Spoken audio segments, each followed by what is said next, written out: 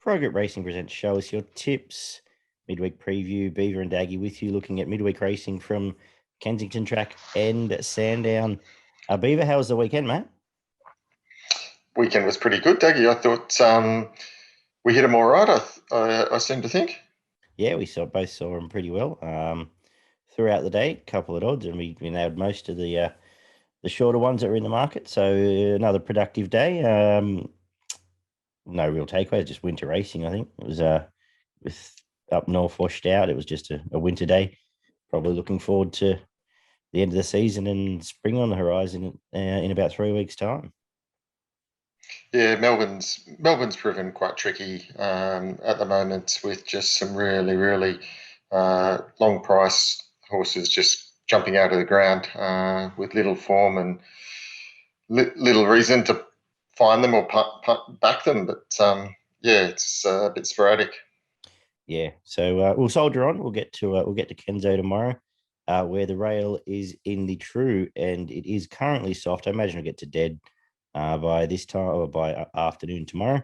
So we know what we get with Kenzo. These sort of setups on pace early, and by the end of the day, you're coming down the middle of the track. Kick off in the first with a 3-year-old maiden over the 1150. Do you want to open the batting here? Yeah, I'm happy to open the batting here, mate. Not an easy affair to kick off, but there only looks to be 3 or 4 in the market of genuine chances. An unraced one resuming, and a couple that have been in the money or around the placings. I've gone for the resumer in Cat Dioro for the Waller stable. I thought the trials were good enough to win a race like this, break its maiden status, and yeah, I think Cat Dioro could be the fresh horse on the scene here. Yeah, I'm with you. We've seen the Waller resumers pretty much the last 6 months have all come back. All these 3-year-old sort of crop have come back and run well fresh. Both trials were good. And I think of the other chances, they're both probably Silly Point and Baratella probably a bit disappointing, I thought, the last couple of starts. So in winnable races, Yeah, I just have a feeling that form's better than this, and it's come back in pretty good stature. So I'm happy to go with we're at number 2, Cat Diora as well. Race very 2 good.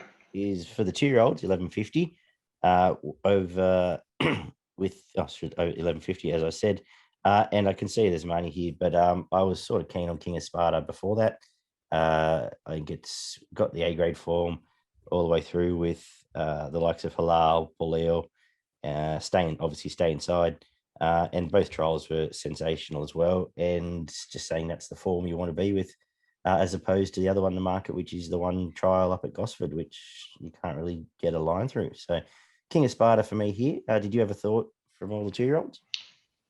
Yeah, look, I think you probably got to lean towards the exposed form, and King of Sparta did have that in better quality races than this. You'd like to think that Snowden's bringing it back to start in this to get a win under its belt, and looks hardest to beat. Race 3 is the 1300 meter benchmark 72 for the girls. And I'll give Promise to Success one more chance. It was cut the corner, was sort of in the worst part of the track last start. Now gets the week back up. A bit of a drier track probably helps as well. And this is not a strong race at all. I think can sit pretty close from here and has to get a bit of room and should win this. Were you with the favourite here? Yeah, I was with the favourite here. I think you're right. I think probably didn't have a lot of favours last start in the worst going, so I don't think I'd be too disappointed with that last run. Probably better suited here and looks hard to beat. Gets another win. Beautiful. Race number 4 is a benchmark 72 over the 1400 meters. Did you have any opinion on this race? Yeah, look, I think the 6, if you're willing to forgive Yukon, I think if you're willing to give its run first up, form last preparation was far better than what it's lining up against here, and probably would be a much shorter favourite if its last run was better than what it was. So I'm willing to put a line through that, go back to that prep, which had some fairly reasonable form in good company, and I expect it to improve rapidly for this. Yeah, cool. I didn't particularly like the race. I couldn't really split a lot of the market, so I just moved on after a while there. 3-year-old benchmark 64 over the 1,300 meters is the fifth. Where do you give Skedaddle another chance here? Yeah, absolutely. Looks super hard to beat. I don't think its first up run was as bad as what it appeared again. Was in a reasonable affair. I don't think it had a lot of luck. I think it'll get a lot of benefit from that. It trialled really well prior to that, and again, improvement second up. Yeah, I think so as well. I think that Nick Howe and Hot Spring Gold are both chances, but I think you've got to give Skedaddle one more. If it doesn't improve tomorrow, I would be prepared to pen it after that. But I think it's still got some ability, and I probably wouldn't take $1.80, but I think you get better tomorrow, actually, to be honest. Benchmark 72 over the 1150, race number 6. Another tough race. I think Rustic Steel's the best horse in the race. By this stage, gate 1 may be a concern, but they may all peel off and he may be able to get the middle of the track anyway. Starting point for me from, I think Yangara Rose was the overs. It was about $14 when I did the form, but he's going all right. Nice win last time. Drawn to get the right run of this race and could probably slingshot towards the outside and be very hard to beat here. They were the two I was interested in a tough race. How do you look at this one? Yeah, I went for Yangara Rose myself. It's been a bit of money for it. It's into about $9 now. It was really good last start. I thought it showed a really nice turn of foot, albeit at Kembla Grange, but it won pretty comfortably, handled the track nicely, and beat a horse that had some form prior to that, trialled reasonably well and had some good forms in other races. So, yeah, not without a huge chance at the odds in a fairly open affair, I think. We might be tipping a good day for Reagan Bayless, actually. He's been on a few that we found there, but it did open around 14 or $15, so there has been money for it. Just looking at this now, it's into a single figures, so hopefully we're on the right track there. Let's wrap up the day with the 1550 benchmark 72, where if it's here, I'll stick with the Saturday horse on the 4-day backup, O'Mudgee. I think it drops in grade, backups a tick. When Bjorn gets them going round and round and round and round, they tend to continue to run well. And this isn't a strong, there's a long tail on this race. So if it is here, I think it's definitely the horse to beat. Main danger, Dundee Lee, who can pull out a run once or twice a prep. But beyond that, I think this is a lot of either out of form horses or provincial horses. How are you finishing today? Yeah, certainly worries me finishing the day with a race like this. And I went looking for something, and I did come back to O'Mudgee myself. Papal Warrior has been in outstanding form, and it wasn't too far off it. And then won really well the start prior to that. Consistent horse. Look, doesn't have to be no superstar to win this. Beautiful. So a couple we found at odds there together at reasonable prices. You're for progretracing.com.au, your best end value at Kensington. Yeah, my value comes up in race 6 in the form of Yangara Rose, number 11. I think it presents good value and should be hard to beat. And my best bet of the day comes up in race 3, number 5, Promise of Success. Very good. I'm going to make, I'll make Yangara my value as well. So again, we're together on the value there. And I'll make my best the 2-year-old, actually. King of Sparta, I think it will come back and go into better things than midweek racing here. Snowden Camp going a bit better than last time it was in as well. So another tick there for that. Don't forget to check out progretracing.com.au for their free tips and extensive guides. And Beaver will head down to Sandown Hillside this time, where it's a drying soft track as well. A few horses in today that I think Hillside will suit much better than Lakeside, who have been for a while. We kick off with the class 1 over the 1,400 meters, where one of them that will be suited by the setup is Seminuk. I think back to Hillside suits. I think the quick backup suits. I think third up suits. My concern is perhaps Canberra Willis maybe not going as flash as he was going 6 months ago. But on top for me, from Scientific, Jamie Kah, does everything Jamie Kah just get on at midweeks now? Gets backed, it looks like. So seems to win a lot of races, obviously. How are you looking at this race? Yeah, I thought the same as you. Paddy Payne's stable's going great at the moment. These are the types of horses that he places very well, and there's no reason if Seminyak is backing up so quickly, I suspect he thinks it can win, and I think it can as well. Race 2 over the 1800 meters, benchmark 64. We had a good chat with the Spruik on Murrumbidgee River heading into last weekend. Are you looking to stick here?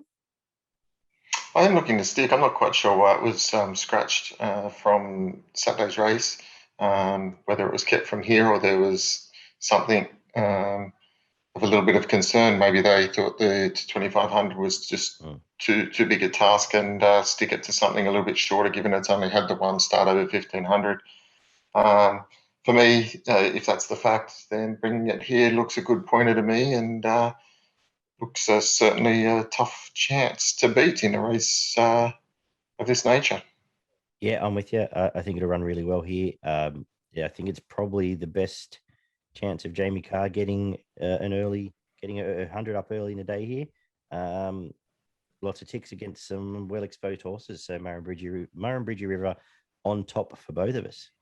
Race number 3 for the fillies over the mile, benchmark 64. Seducer's been scratched. Wanted odds here. The times didn't exactly stack up, but I thought it was pretty impressive. Delta Tango's resumption was quite nice at Bendigo. I think Sandown Hillside will suit.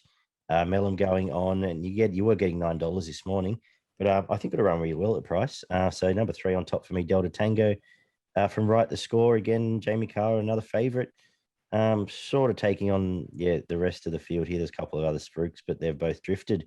You thinking the same way? I got down to Delta Tango and Quick and Dandy. I thought Delta Tango was really good first up, and I really liked the way that Quick and Dandy hit the line. And I'm a little bit of a fan of the Archie Alexander stable, but it drew away nicely at Wangaratta. Sort of stepped up from 1300 to the mile, and put a real space in them at the end. The extra step up here won't hurt. Sandown suits, and hopefully coming down the middle here, hard to beat. So Quick and Danny just in front of Delta Tango for me. Race number 4, benchmark 64 over the 1300 meters. Again, for 3-year-olds, a couple of debutant winners. I was actually leaning slightly towards So Risque here. Just can sort of lob on the leader's back, pop out and be very hard to beat. I thought they had that on top, Jamie Kah, and again, surprise in the market. So it was on top for me. Not overly confident across the rest of the race. What about you, Beef? Yeah, I went the same way. Jamie Kah on the first, it's only had one start, one win. Thought it was good enough to probably have benefited from that. Gets the right draw here, right jockey, hard to beat. So risque. Race number 5, the benchmark 70. The quaddie's a bit of tough times for the rest of the day for me anyway. Off the 10-week freshen up though, I was with one of your stables here. I thought Colony back to midweek form. It headed to Saturdays and ran pretty well, but its best run was its Australian debut at this track. Freshened up, and this isn't a strong race. If this is going to head back to Saturday class, it'll win this. Looks like you're nodding in agreement. You're killing me. Sorry, go first next. No, it's all right. It's just we're finding a lot of the same horses, and makes me nervous, but hopefully that's a good sign. I went for Colony as well. I think coming back in class here, a bit of a freshen up. Priska might have this ready. He's got the 2 kilo claim for Needorp and gets in here quite well. So hopefully a bit of improvement and can get us the chockies. Well, I'll let you play 6 and 7 here because I've got no idea. Then there's the next 2 races. The 1,000 meter 78. How do you single them out? Yeah, 6 I just left alone. I had no idea here at 6, so I can't help you there, mate. This is that's just a lottery. Bet at your own risk. Especially back to 1,000 meter land's all a bit weird as well. So we'll leave that alone. Yeah. Race 7. What about that one? Yeah, race 7, I come up with number 2, Excelita. I think this is going to be really hard to beat, this horse. I thought it's got some pretty reasonable form in sort of much better company. Ran 4th last start behind Pintoff, which actually killed him and is flying at the moment. Prior to that, Bonds Abroad, it did really well.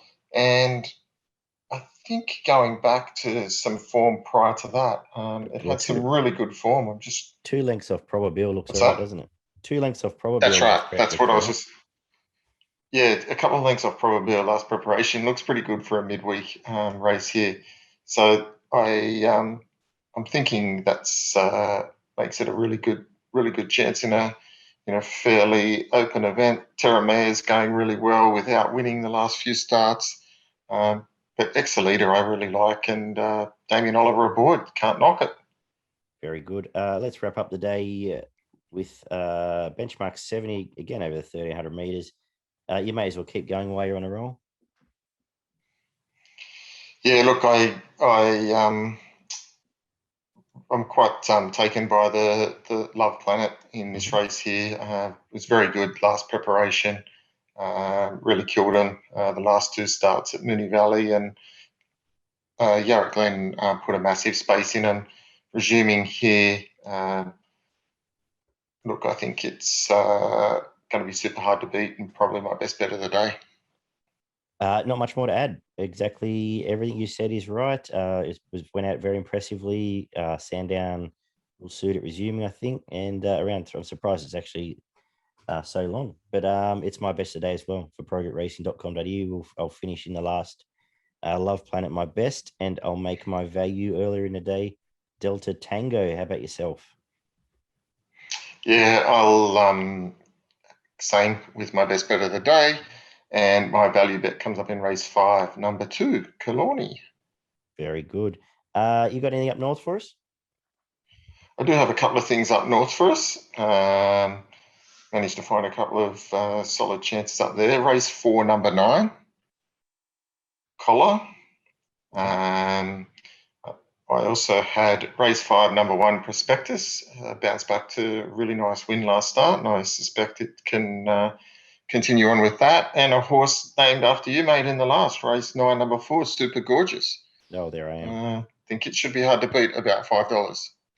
Excellent. You can have the Quinella with number 2, So Clever, and get the double, the Daggy double to finish the day. Let's finish on that note, eh? Very clever. So, Yes. there's one earlier I didn't mention anyway. What was it? Military expert in Rhineland. There was one earlier in the day somewhere, Sydney. Anyway, I've wasted my wild card there. For Pro Group Racing, it's been Beaver and Daggy doing Show Us Your Tips. Good luck tomorrow, punters. Good luck tomorrow, Beaver. And we'll be back Thursday night to look to some Saturday racing. I believe Randwick and Caulfield back there. So we'll cover all that off.